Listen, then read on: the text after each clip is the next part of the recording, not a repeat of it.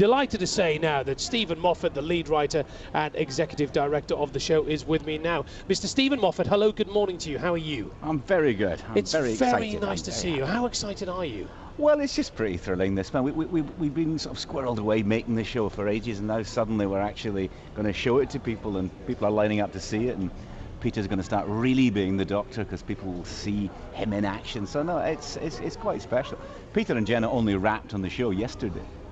And they must be exhausted. Yes, I think they are, and we're not letting them off the hook because they're going to be doing the two premieres today. Then they're going to be off on the world tour. Then they're coming back to shoot Christmas. So there's no let up, not when you're on this show. Stephen, talk to me about the world tour. It starts here in Cardiff. We're very proud of it, obviously, at BBC Cymru Wales, and I can look at the hashtag there that's being used on social networks today, hashtag Made in Wales. But what about the idea of the world tour? Whose idea was it? I think Worldwide came up with that one. It was just, last time we had a bus tour of the UK, so obviously you always try and make it bigger. And so when we announced this, I got a text from Matt Smith saying, "Hey, I got a bus to Belfast. What is going on?" But I'm just talking to a few fans outside there, and they travel from far and wide. The one lad that we spoke to is dressed up as Tom Baker, and he's travelled from Wakefield yesterday. Another family got up at 5 a.m. this morning to come from Hereford. Does it amaze you, these fans? They are so committed, aren't they, Steve? It does amaze me, but in a bizarre way. I've started, and I suppose I shouldn't, to get slightly used to it, because it's been happening in this for a while. It's been happening in Sherlock too. People come from such a long way for what feels like quite a small glimpse, but then that's exciting. I could imagine wanting to do that when I was a kid. I never got to do that. I once queued for hours, hours, in a massive long line to get Tom Baker's autograph in John Mingus in Glasgow. And many years later I discovered that also in that same queue, much younger than me, was David Tennant. Yes, absolutely. I suppose whatever the fans are interested in, that's what they do. Talk to me about Peter Capaldi. Well, he's absolutely amazing, as you're about to see. He's a brand new, sort of slightly shocking, extremely funny, charismatic Doctor. And he, it's that wonderful thing. He's very, very different, and yet he's exactly the same. There's that thing about the Doctor. The Doctor's always kind of the same, but you couldn't have a bigger contrast to the Matt Smith version. Yeah.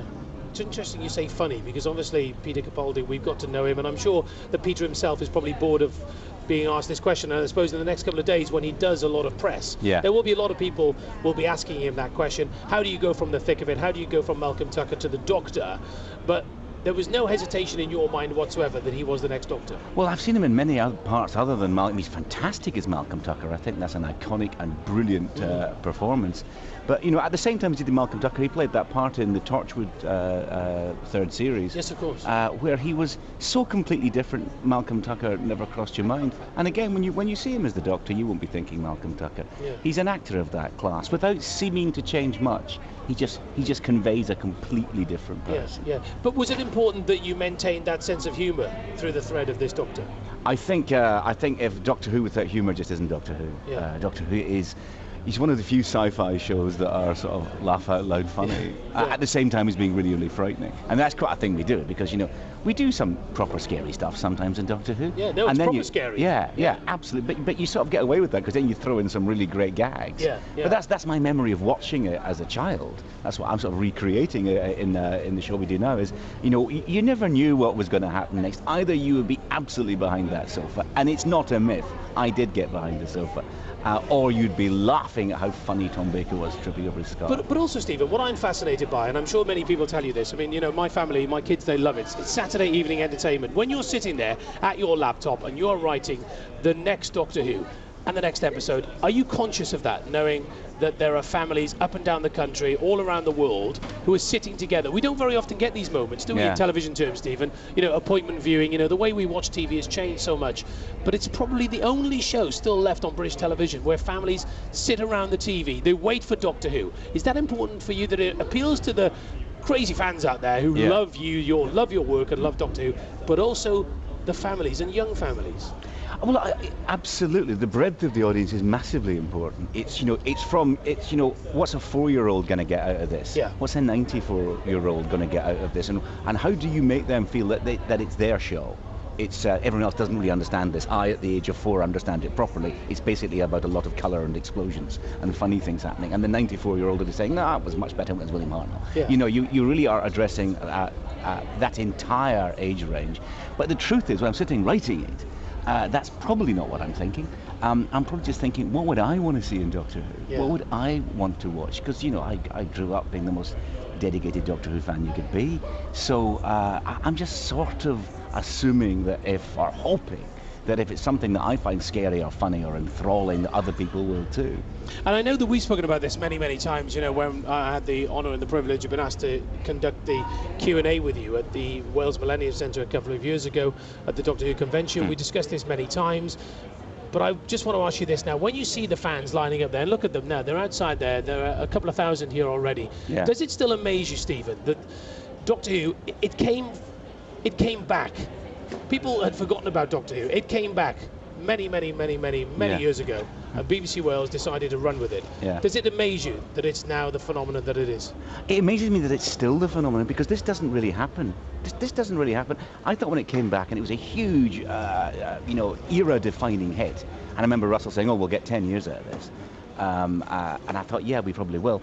But you expect it to gently decline, because in fairness, that's what all television does. All television shows gently decline, and it hasn't. It's become internationally bigger than it's ever been. We broke ratings records last year with a couple of specials. The fact that it is continuing to grow is gobsmacking. I mean, just extraordinary. There is so much interest in, you know, the 4th actor to play the part in the new version of the series. And the new version of the series, can we still call it new? It's been around for almost 10 years. So talk to me about the new series then. Any scary characters? Oh, we've got plenty of scares coming, including in the first one. Oh, really? Yeah. You don't mess around, do you? We don't mess around at all, no. We've got some proper creep stuff, some proper big gags, some big splashy stories, and I think that's that exciting thing of you don't know him again. Yeah. You know, he's right at the heart of the show. You know, a minute ago he was Matt Smith, and we got to know that Doctor, and we got to love him, and he was so wonderful and so clever.